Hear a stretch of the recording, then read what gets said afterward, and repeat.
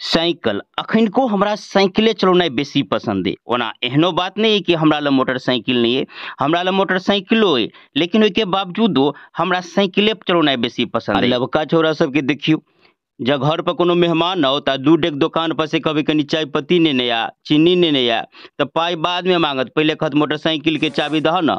गजब लीला आई कल छिया पुता के।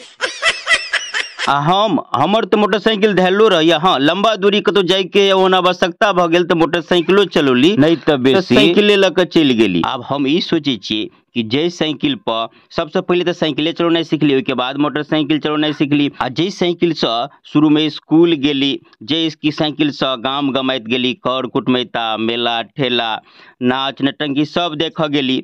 आ आई जे है से मोटरसाइकिल चल एलिया तो एकरा जे छोड़ देबे या काट के रख देबे तो एकर उपेक्षा हेते कि नहीं, एकर बेइज्जती हेते कि नहीं, यह सोच के हम साइकिल चलबैत रही। आ हमरा साइकिल चलबैत देख के गांव के लोग सब कहते रे मोटरसाइकिल के ले छी धराओ ए, आ जे छोट होय से मोटरसाइकिल के रखने छी धराओ रखने छी, हे कंजूस आदमी तेल जड़ जेते ना तै दुआरे मोटरसाइकिल नहीं दिखा ले बुझियो।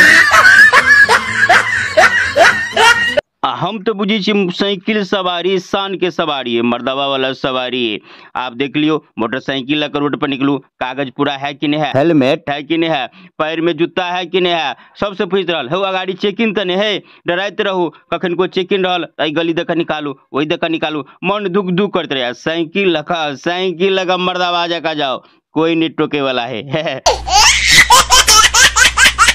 एमर उमर कथी कोरोना काल में देखलिए खाली जे से चेकिंग मोटरसाइकिल वाला के पकड़ी, सब बुझाए जना सब कोरोना जे से मोटरसाइकिल वाला के पकड़ा, साइकिल वाला के कोई पूछनार नहीं, जत मन हो तत जाओ आ जना मन हो तना। यहाँ तो यहाँ हम आके बता दी, यहाँ नेपाल चल जाओ, बगल में बॉर्डर हमारा, बॉर्डरों पर अहाँ के कोई कुछ नहीं करत।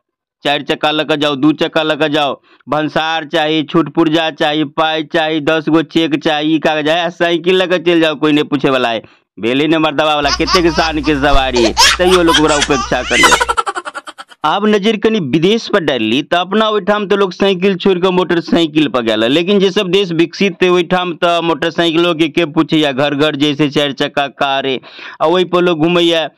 लेकिन वही पर घुमला के बाद जब फिर स्वास्थ्य खराब हो या डॉक्टर ले जाइए तो फिर डॉक्टर कहे जाओ साइकिलिंग करू, तो फिर जैसे अपन पाई खर्चा क समय खर्चा क स्वास्थ्य बनाबे के लिए फिर साइकिलिंग करिए। देख लियो एक बेर तहाँ साइकिल छोड़ कर तेलो जरूरी सब कुछ पाइयो जरूरी, अब जैसे मोटरसाइकिल या कार पर चढ़ली अब स्वास्थ्य खराब भ गेल तो फिर पाई खर्चा करू आ समय खर्चा करू आ तब जाकर फिर साइकिलिंग करू। ई बुधियारी भेले कि इससे बढ़िया जे अपन साइकिल चलबे छी ओइसे तेलो बचैया, वायु प्रदूषण नहीं होए, स्वास्थ्यो बढ़िया है, ई बढ़िया बात भेले। अब अहीं सब बताओ की विचार है अहाँ सबके, कमेंट करके बताओ। आ वीडियो निक लागल तो शेयर करके आगा बढ़ाओ। जय मिथिला जय मैथिली।